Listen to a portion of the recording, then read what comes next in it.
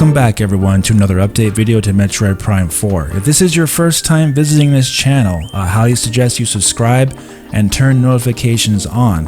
For the entire year of 2020, we've been revealing new updates on Metroid Prime 4, and many times we actually break new info here first before websites report it separately. In fact, the last Metroid Prime 4 video we did took over a week for it to be covered by other sites, reporting the same exact information we already covered here first. So keep that in mind when you consider subscribing to this channel. Now, it's been a bit of time since our last update, but there has now been some changes going on behind the scenes that warrant a new update before we head full into 2021. In our last update, it was discovered and revealed first on this channel that Retro Studios had started hiring for 3 different game testers to playtest a pre-alpha build of Metroid Prime 4,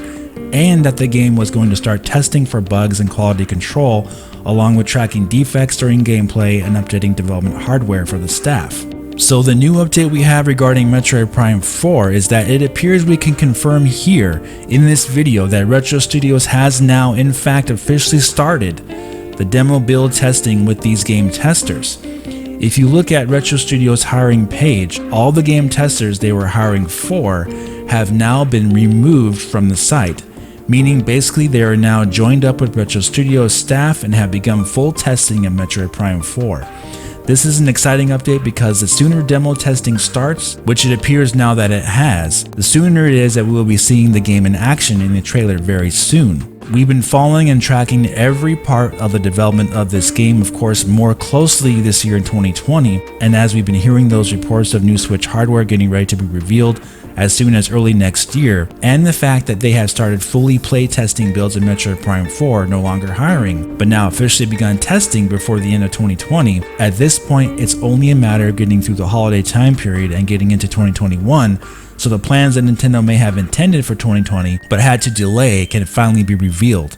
Since as we know in terms of games for 2020, Nintendo first party and getting big AAA third party games has been almost non-existent, besides for the very late, but of course better late than never, all-digital version of Doom Eternal for the Switch, which is also my Switch Game of the Year for 2020. But besides that, in terms of games, it's been an off year, and with a lot of it being pushed into 2021, no doubt, due to the pandemic situation. So in terms of debuting new hardware, Nintendo normally has some kind of first-party game it either shows off the hardware with, or launches the hardware with. The new 3DS had 3D Majora's Mask with graphical upgrades, and the Nintendo Switch Lite had Link's Awakening Remake. So with the quiet nature of how 2020 was for Nintendo's first party, it does line up with previous actions by Nintendo that they may in fact be holding back software for debut on this reported new Switch. And while I don't expect Metroid Prime 4 to come out in the first half of 2021, it would make sense to show its first trailer for this new Switch when they debut the console in conjunction with something like a Metroid Prime trilogy, and perhaps an updated definitive edition of Breath of the Wild with all its DLC included and upgraded graphics and performance to lead into a holiday release for Breath of the Wild 2. That is something I could easily see happen in 2021. Not necessarily in that particular order, but it would set the momentum for 2021 for Nintendo moving forward in the year, as PlayStation 5 and Xbox Series X will be entering their second holiday season in 2021 with some really big games hitting their consoles like Horizon Forbidden West, God of War Ragnarok, Gran Turismo 7, Ratchet & Clank, and Halo Infinite, all of which is competition for Nintendo, whether gamers view it that way or not, since all these companies are competing for market share, for your time and for your dollar. And a lot of these new PlayStation games, for example, lately have been crossing over into the quote-unquote Nintendo-like territory with games like Astro's Playroom, Sackboy, and evergreen games that appeal to everyone like Spider-Man, for example. So Nintendo no doubt in 2021 will be putting up quite a big fight in terms of making sure they re-secure their fan base to be locked in for years to come, with core first-party games that continue to push new gameplay innovations and appeal to all gamers, something I think they've gotten away from in recent years. Usually though, new hardware from Nintendo does bring some new innovation with it. So in that sense, I'm very excited to see what Nintendo has up their sleeves in this aspect. Now also, as a secondary update for Metroid Prime 4 and for Nintendo in general, it appears Nintendo has quietly changed how they list their job postings. They have now updated and removed the dates of when they posted publicly their job hirings.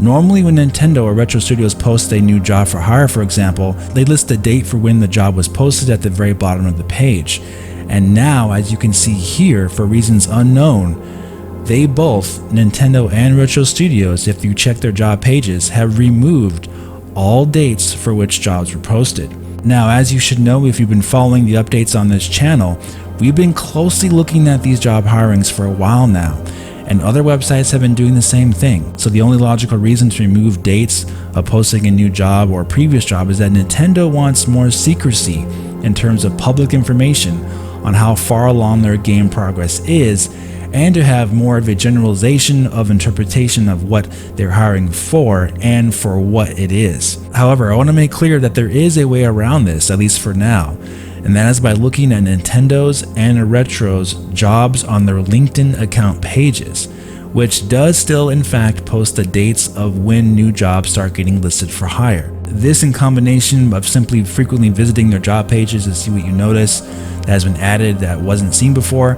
can tell you what is new. However, it will make it a bit more difficult to tell since many job hires are similar to other ones. So I do think Nintendo is in fact trying to be more secretive than before,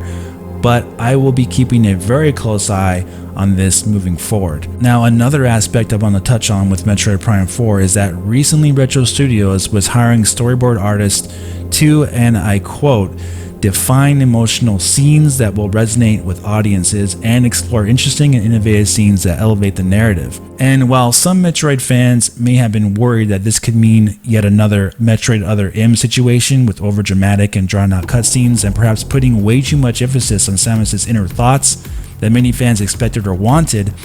I personally don't think Metroid Prime 4 needs to shy away from such aspects, since the idea of Samus being a person of deep thought, leading a life of isolation, independence, and searching for a bigger, perhaps more deeper meaning in the grand scheme of things for her life and purpose has long since been established in years past, even before Metroid Other M even existed, as far back as the publishing of the graphic novels Metroid Volume 1 and Volume 2 first released in 2003. The evolution of Samus as a character, it seems, was always intended to be something that was going to happen sooner or later, much like how Tomb Raider and Lara Croft as a character started out as an Indiana Jones type of explorer / archaeologist and action hero, but also had a lot of character development that started being explored more deeply in 2013's Tomb Raider reboot, and it continued on with Rise of the Tomb Raider and Shadow of the Tomb Raider as well, which gave Lara Croft a much deeper, more human nature with emotional connections, friendships, and dealing with loss and mistakes made, but overall still being a very strong character that fans can associate with. So while some fans may be afraid of Retro Studios examining more of the internal feelings of Samus, the fact of the matter is, in Metroid lore, that aspect of Samus is very much already there to be told, but perhaps in more of a quote-unquote less is more approach, giving acknowledgement and some exploration to her inner struggle without making her seem degraded as a strong character. There is an argument, of course, that the faults that we do share as humans can actually make us appear as stronger people to others and be respected more. So with everything, and Metroid Prime 4 included, balance will likely be the key to make it a success or a failure in terms of how the story and her inner character is explored. However, if Retro Studios handles it similar to how Lara Croft was done, I think it will be extremely successful. So when you think about this, all of us as humans have dealt no doubt with past struggles, but in the end it depends on our own choices and how we deal with those struggles, since ultimately the choices we make are always our own, and no one can decide for you that what happened in your past will decide how you are as a person in the future. Only we as individuals can make that choice. A lot of that comes from self-determination and strength of will, like how strong are you as a person, or will you give up, or will you keep on fighting? So in terms of Samus Aran, we know she's an extremely powerful person. It's been established greatly already, and perhaps, just maybe, her inner feelings and struggles that she's experienced or does experience from time to time is what fuels her strength to keep fighting.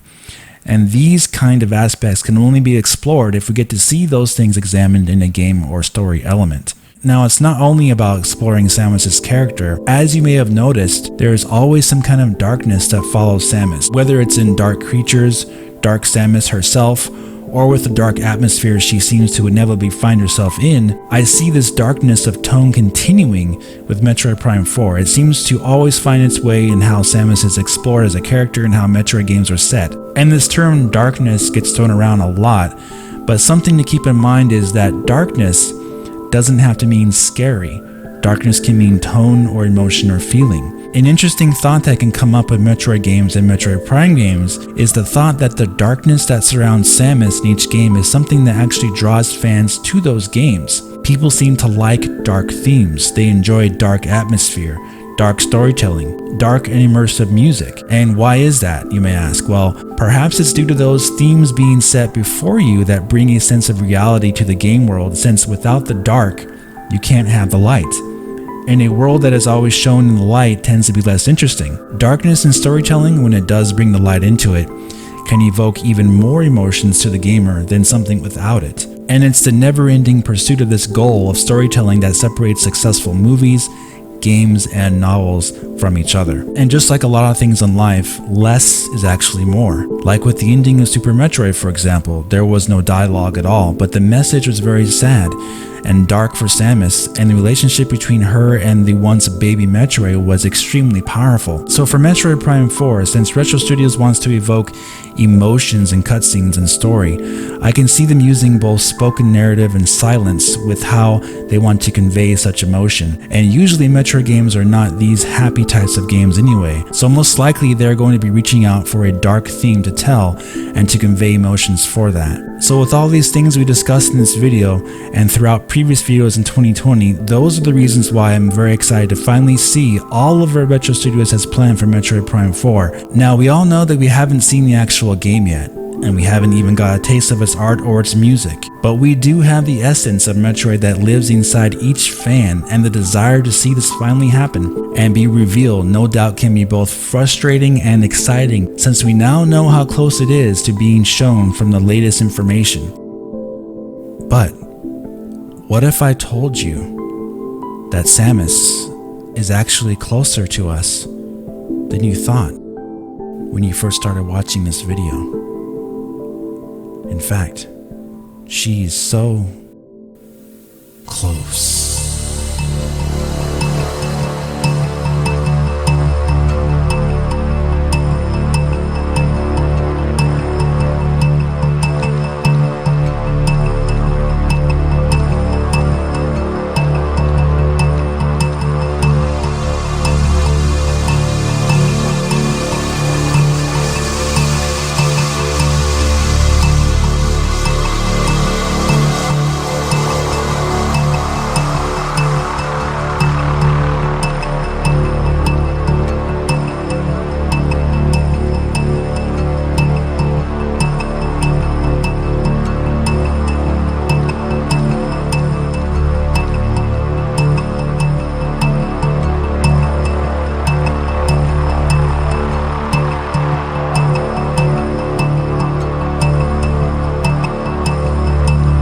In the future, you will see the pure darkness that will usher in a new form of hope, something you never dreamed possible. But when you see this, it will be through my eyes.